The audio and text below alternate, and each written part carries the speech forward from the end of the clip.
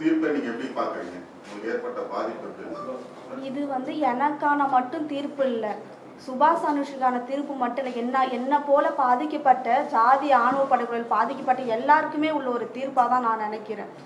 நான் இந்த தீர்ப்பை வாங்கிட்டேன். இன்னும் பல பேர் இந்த தீர்ப்பை வாங்காமல் அவங்க எந்த மனநிலை இருப்பாங்கன்னு பாதிக்கப்பட்டவர்களுக்கு மட்டும்தான் தெரியும், மற்றவர்களுக்கு தெரியாது.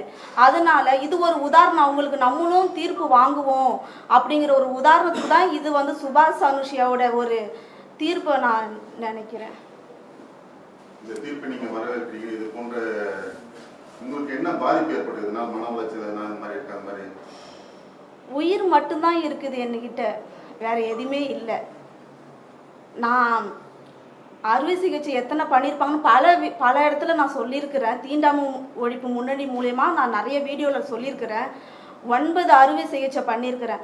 அந்த இடத்துல சிவகுமார், தேன்மொழி, மனோகரன் 3 டாக்டரும் இல்லைன்னா நான் இன்னைக்கு என்னோட உடல்நிலை எப்படி இருக்குன்னு எனக்கு சொல்ல முடியாது. என் உயிர் இருக்குமான்னு கூட சொல்ல முடியாது. ஏன்னா என்னோட 2 கைகளையுமே நான் இழந்து தான் நான் அந்த இடத்துல இருந்தேன். இருக்குமா இல்லையான்னு எனக்கே ஒரு கேள்விக்குறி தான். என்னோட வலது கை இருக்குமா அப்படிங்கிற ஒரு கேள்விக்குறி எனக்கே இருந்துச்சு. அதுக்கப்புறம் அவங்க தான் சொன்னாங்க, நீ கண்டிப்பா நீ இதுக்கான சுபாஷுக்கு நீ தான் நீதி வாங்கி தரணும் அப்படின்னு தேன்மொழி மேடம் சொன்ன ஒரு காரணத்தினால அதுக்கப்புறம் 1 வருஷம் ஃபுல்லா நான் ஹாஸ்பிட்டல்ல தான் இருந்தேன். அதுக்கப்புறம் தான் எனக்கு ட்ரையல் வருது.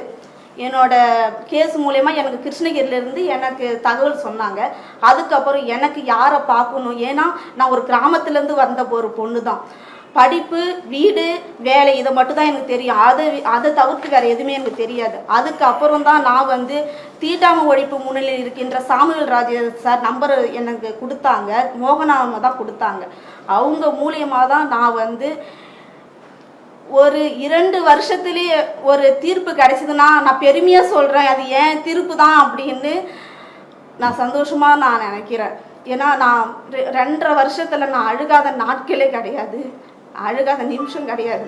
எந்த ஒரு விதத்துலையாவது சுபாஷ் எனக்காக என் கூட இருப்பாங்களா அப்படிங்கிற ஒரு காலகட்டத்தில் தான் நான் வாழ்ந்து கொண்டு வந்துட்டு இருக்கிறேன்.